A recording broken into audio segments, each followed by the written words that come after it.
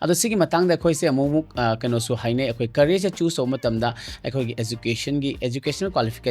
ꯀ꯭ꯋꯥꯂꯤꯐꯤꯀꯦꯁꯟꯁꯦ ꯌꯥꯝꯅ ꯗꯔꯀꯥꯔ ꯂꯩꯕ꯭ꯔꯥ ꯑꯩꯁꯦ ꯐꯥꯔꯁ ꯗꯤꯕꯤꯖꯟ ꯅꯠꯇ꯭ꯔꯗꯤ ꯁꯨꯡꯌꯥ ꯌꯥꯗꯦ ꯍꯥꯏꯕ ꯁꯦꯀꯦꯟ ꯗꯤꯕꯤꯖꯟ ꯅꯠꯇ꯭ꯔꯗꯤ ꯁꯨꯡꯌꯥ ꯌꯥꯗꯦ ꯍꯥꯏꯕ ꯑꯗꯨꯒꯨꯝꯕ ꯂꯩꯕ꯭ꯔꯥ ꯑꯗꯨꯒ ꯊꯔꯠ ꯗꯤꯕꯤꯖꯟꯒꯤꯗꯤ ꯆꯪꯐꯝ ꯂꯩꯇꯕ꯭ꯔꯥ ꯍꯥꯏꯕ ꯀꯌꯥ ꯑꯃ ꯍꯪꯗꯕ ꯅꯠꯇꯦ ꯁꯤꯒꯤ ꯑꯟꯁꯔꯁꯦ ꯀꯃꯥꯏꯅ ꯊꯝꯅꯤꯡꯉꯤ ꯁꯨꯅꯤꯇꯤꯅ ꯑꯗ ꯑꯩꯅ ꯊꯦꯡꯅꯖꯔꯛꯄ ꯈꯔꯗꯀꯣ ꯉꯁꯥꯏꯒꯤ ꯑꯩꯈꯣꯏꯅ ꯑꯦꯝꯄ꯭ꯂꯣꯏꯃꯦꯟꯁꯦ ꯂꯥꯛꯄ ꯃꯇꯝꯗ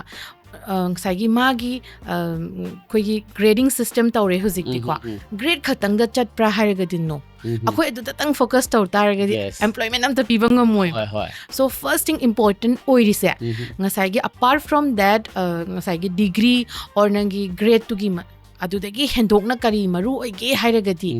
ꯉꯁꯥꯏꯒꯤ ꯑꯦꯝꯄ꯭ꯂꯣꯏꯕꯤꯂꯤꯇꯤ ꯁ꯭ꯀꯤꯜꯁꯤꯅꯦ ꯃꯦꯟ ꯑꯣꯏꯅ ꯁꯣ ꯑꯩꯈꯣꯏꯅ ꯑꯦꯝꯄ꯭ꯂꯣꯏꯕꯤꯂꯤꯇꯤ ꯁ꯭ꯀꯤꯜꯁꯦ ꯀꯩꯅꯣ ꯍꯥꯏꯔꯒꯗꯤ ꯑꯩꯅ ꯃꯥꯒꯤ ꯄꯦꯔꯦꯟꯁꯁꯤ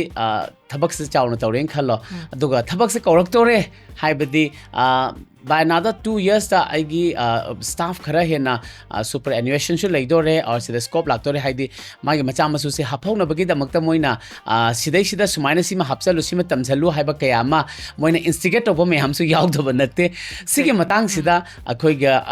अंगांग सिगी लेजरिबा potential लेजरिबा अंगांग सिदा क्याम spoil तवी अदुगा ngसाइगी अहनदुना हाइरिबा advice मा थबक फंगजनबने ने पीरिसे सिना कयाम न मागी लाइफ ता सक्सेसफुल चेरिश ओइबा ngambage हाइबदुम थम्बियो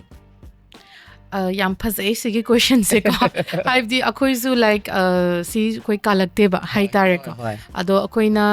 ꯁꯤꯁꯤꯗ ꯑꯩꯈꯣꯏ ꯁꯤ ꯌꯦꯡꯕ ꯃꯇꯝꯗꯅꯦ ꯑꯩꯈꯣꯏꯅ ꯉꯁꯥꯏꯒꯤ ꯃꯦꯟꯂꯤ ꯑꯩꯈꯣꯏ ꯃꯅꯤꯄꯨꯔꯗꯗꯤ ꯑꯟꯑꯦꯝꯄ꯭ꯂꯣꯏꯃꯦꯟ ꯄ꯭ꯔꯣꯕ꯭ꯂꯦꯝꯁꯦ ꯑꯗꯨꯛꯀꯤ ꯃꯇꯤꯛꯅꯦ ꯂꯩꯔꯤꯁꯦꯀꯣ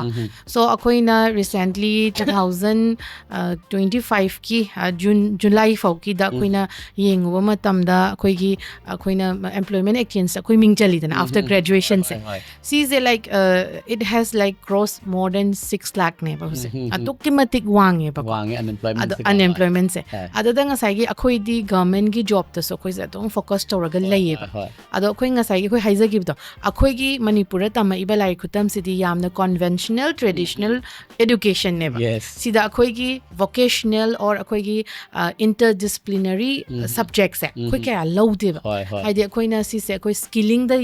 skilling da kya changsan lu da ba hai tare aduna graduate kanda akhoi only means se kaino har kana government job apply to sine ba khoi me amna lainari se aduna kaigino har kana kagi skilling pot to walak panina option le raktam ni na aduda dum ta ba